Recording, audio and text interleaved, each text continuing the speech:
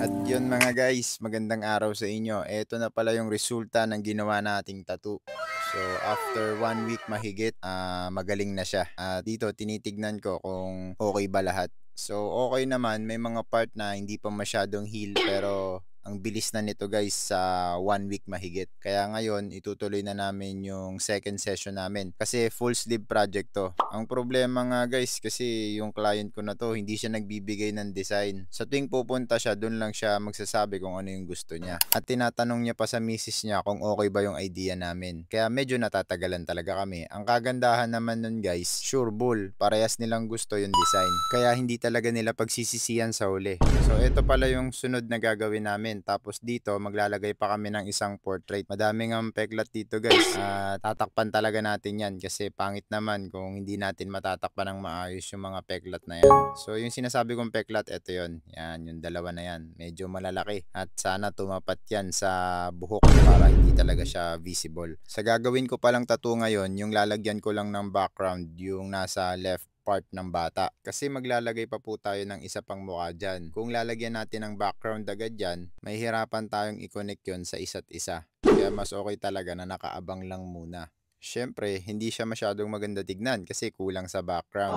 Pero pag natapos na natin yung full sleeve tattoo na to, dun mo na ma-appreciate yung ganda ng tattoo. Sa totoo lang guys, bihira ako gumawa ng ganito eh. Kaya pagka gumagawa ako nito, medyo matagal talaga kasi hindi ko naman siya araw-araw na tinatato or every time na tinatato.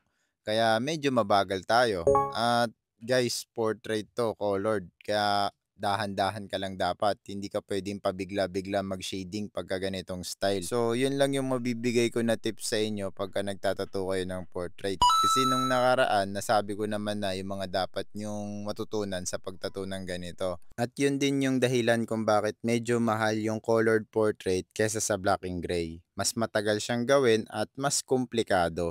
So kung hindi ka pa masyadong sanay sa pagtato ng ganito, huwag mong susubukan. Kasi baka magkamali ka at hindi na maging kamukha ng ginagawa mong picture, 'di ba? At ang matindi dito guys, pagsisisihan talaga 'yun ng client mo habang buhay. Kaya dapat talaga sure bull yung tattoo mo pagka gagawa ka nito. Kahit matagal, basta kamuka, ayos na 'yun. Kesa naman mabilis, tapos nagmumukhang cartoons naman yung mukha ng ginagawa mo, tapos naduduling yung mata, 'di ba? 'Yun yung mahirap. Mas okay na dahan-dahan ka lang para proud na proud yung kliyente pagka natapos mo yung tattoo. O mga guys, baka isipin nyo nagmamagaling ako. Hindi po, sinishare ko lang po yung mga alam kong idea sa mga newbie tattoo artist dyan na gustong matuto sa pagtatattoo. Madami pong magagaling na tattoo artist dito sa Pilipinas.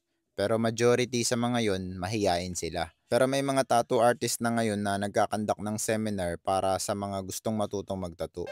At sali kayo dun kasi malaking tulong talaga yun sa inyo. Sa tattoo pala nito guys, medyo madami akong ginamit na colored ink. Pero sasabihin ko na lang yung brand ng mga ginamit ko. So gumamit ako ng Star Bright, Eternal at saka World Famous. Ayan yung mga ginamit ko na colored ink sa tattoo na to. Sa black pala, dynamic black lang po yung ginamit ko. Sa needle naman guys, may 9cm, 15cm, 7RS at saka 5RL. At dito pala, tapos na tayo. Medyo mahaba na naman yung mga pinagsasabi ko. So, lilinisan na lang natin to guys at check nyo na lang kung okay ba yung ginawa kong tattoo. So, ginawa ko dito yung best ko at medyo matagal tayong natapos dito. May mga part na hindi ko na nilagyan ng background kasi i-connect ko na lang yan sa susunod na session namin. So, abangan nyo yan guys kasi full sleeve project to at sana may natutunan po kayo sa video natin ngayon. So, ito na po yung final result ng tattoo na ginawa ko. At happy naman yung client ko. Kaya salamat talaga sa malaking tiwala.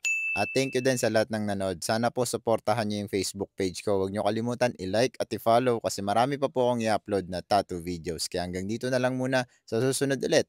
Bye!